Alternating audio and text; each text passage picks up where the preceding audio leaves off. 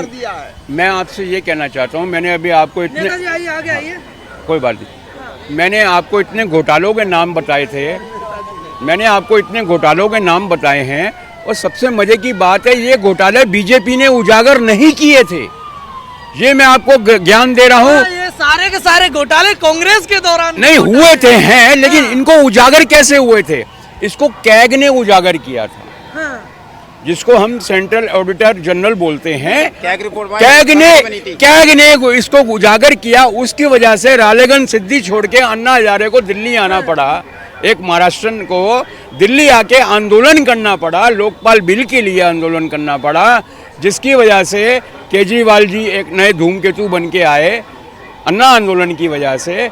आज राहुल गांधी कहते हैं, या विपक्ष जो भी है, राहुल गांधी को छोड़िए, उनको तो मैं साइड में ही, कोई बात नहीं, विपक्ष जो कह रहा है मोदी जी ने ईडी सीबीआई हमारे पीछे लगाई हुई है, ठीक है।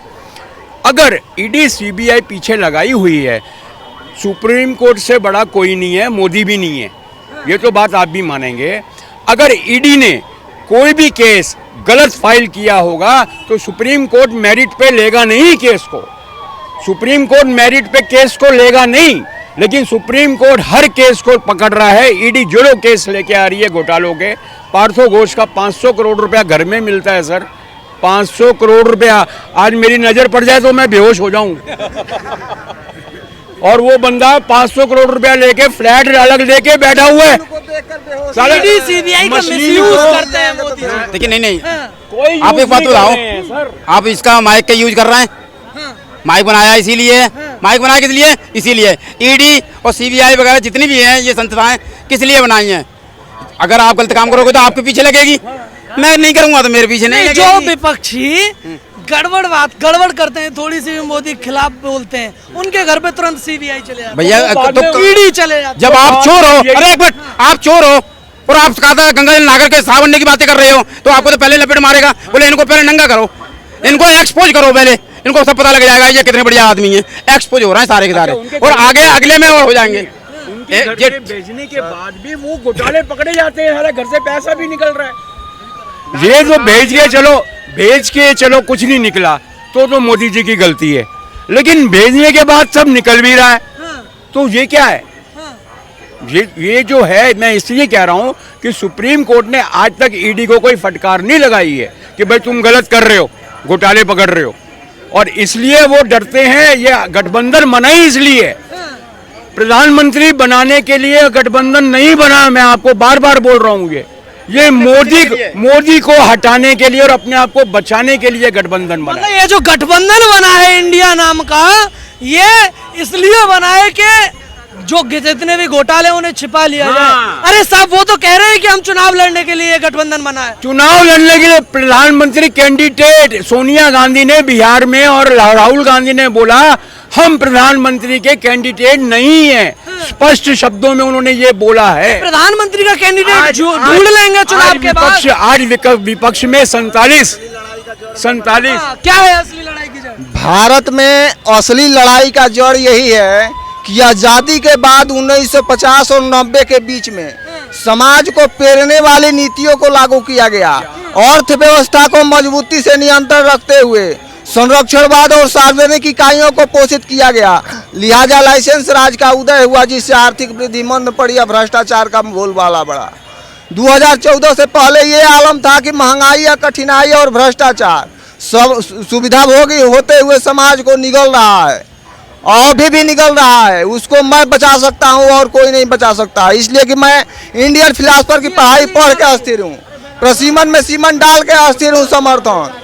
मैं ये कहना चाहता हूं देश में कि सावन और जीवन में जो वन है वही भोजन में जन है, और वही भोजन लाल को पैदा करता है। अगर धरती सीता है, सबकी माँ मानव में 9 निर्वायु आत्मा है, तो भोजन हनुमान समझोगे तो हॉस्पिटल खोलने की जरूरत नहीं पड़ेगी। प्रेम को भक्ति या भोजन को भगवान समझोगे तो संपूर्ण भारत को मैं बचा लूंगा। इसलिए कि सैनिक भोजन है, भोजक सैनिक प्रकृति है, तीनों सेनाएं मिलकर के राष्ट्रीय ध्वज में पॉइजन ले जाना नहीं रोक सकती। मैं समर्थन से रोक रहा हूँ, रुक तो जाएगा ये। अच्छा सर, ये बता दीजिए बस 2024 में वोट किसे देंगे? क्या लगता है आपको कि कौन किसे आपको वोट डालनी चाहिए? ऐसा है देखो, भारतीय जनता पार्टी और प्लस आरएसएस जो है, चाहे वो बेशक मान लो जो है हिंदुत्व का संगठन है, ठीक है, आज तक हम वोट उसको देते आए हैं, अब वोट उनको नहीं देंगे जो है। क्यों? हैं? ये देखो मणिपुर है जो है, और विपक्ष मांग कर रहा है कि प्रधानमंत्री 267 के तहत मान लो जो है यहाँ पर जो है जवाब दें जो है लोकसभा में जो है, हैं? तो वो जवाब क्यों नहीं दे रहे जो है? लोकसभा में जवाब नहीं देने प्रधानमंत्री। मैं बता रहा हूँ आज का जो घटनाक्रम बता रहा हूँ, आज का कल का घटनाक्रम बता रहा हूँ। विपक्ष ने ये डिसाइड कर लिया है, बीच का रास्ता निकाल दिया है। उन्होंने बोला हम 176 में हम चर्चा करने को तैयार है। मैं विपक्ष की बात कर रहा हूँ, गौर करना, रिकॉर्डेड है ये। लेकिन साथ में उन्होंने ये बोला है कि हमको टाइम लिमिट नहीं होनी चाहिए, क्योंकि मीडिया ने ये बात उठाई थी कि अगर 176 धारा में अगर आप बहस करोगे तो 2-2.5 घंटे से ऊपर। प्रॉब्लम क्या? प्रधानमंत्री आए और आके बोले, क्या प्रॉब्लम है? ऐसा है, ये होम मिनिस्ट्री का डिपार्टमेंट है। मणिपुर और जो राजस्थान और जो बंगाल और जो नुहू हुआ है, ये होम मिनिस्ट्री का डिपार्टमेंट है। मोदी जी आएंगे 8 तारीख को, मोदी जी का ही बयान आएगा। आपको मैं अभी रिकॉर्डेड आप कर लो, 8 तारीख को मणिपुर क्या हर बात के लिए 8 अगस्त को वो मोदी जी ही आके बयान देंगे। और अभी मैं कह रहा हूँ मोदी जी शांत बैठे हैं, लेकिन जब वो बोलते हैं मोदी जी 8 तारीख को बयान देंगे। ऐसा है, 8 तारीख को बयान देंगे। वो अपना जो है ड्राफ्ट होता है, ड्राफ्ट जो है वो तैयार करवा रहे हैं जो है। नहीं ऐसा नहीं है। एक मिनट नहीं बोलने दीजिए। वो अपना ड्राफ्ट तैयार करवा रहे हैं जो है, उसके आधार पर लोकसभा में बोलेंगे वो जो है मोदी जी, ठीक है। ये अज्ञान है, ठीक है। आपने तो इसमें प्रॉब्लम क्या? अगर प्रधानमंत्री संसद आता है तैयारी के साथ आएगा ना। ऐसा है, आपने बहुत अच्छी बात बोली है। ऐसा है कि जब मन साफ होता है, अंदर से मन साफ है आपका जो है, तो आपको बोलना है तो बोलिए जो है, बगैर जानकारी हम सुनेंगे जो है। सर, संसद की चीजें रिकॉर्डेड रहती हैं। ऐसा है कि मैं खुद संसद में रहा हूँ। मैं एक सर्विसमैन जो है, ministry of consumer affairs, government of India, ठीक है। कभी मेरे रामविलास पासवान मंत्री रहे, कभी शरद यादव मंत्री रहे, तो सारी फाइलें में लेके जाता था हाउस में जो, ठीक है जो है। तो मुझे सब पता है वहाँ की कहानी जो है, ठीक है जी, इन्हें सब पता है वहाँ की कहानी। देखिए, आपको क्या पता है? मुझे ये पता है, हाँ। एक भी अगर भाषण होगा, एक शब्द का ही भाषण होगा, तो उनको पहले रिटर्न करके दिया जाएगा।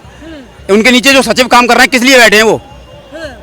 प्रधानमंत्री कोई काम नहीं कर रहे हैं, वो सभी जानते हैं। जिन्होंने भी कहा था बैठे हैं लीडर को कोई, लेकिन उनके नीचे जो जूनियर जो बैठा है, वो किस लिए बैठा है? काम के लिए जूनियर बैठा है। उनको आप भाई साहब ने क्या करके बहुत अच्छा काम कराई है कि उनको रब करा जा रहा है। जब रब करने के बाद में ना वो क्लियर कर देंगे। और देखिए, काम सोच विचार के ही होता है, ये नहीं जाकर के उस पर डायरेक्ट कार्रवाई कर दो, कल को झूठी हो जाए।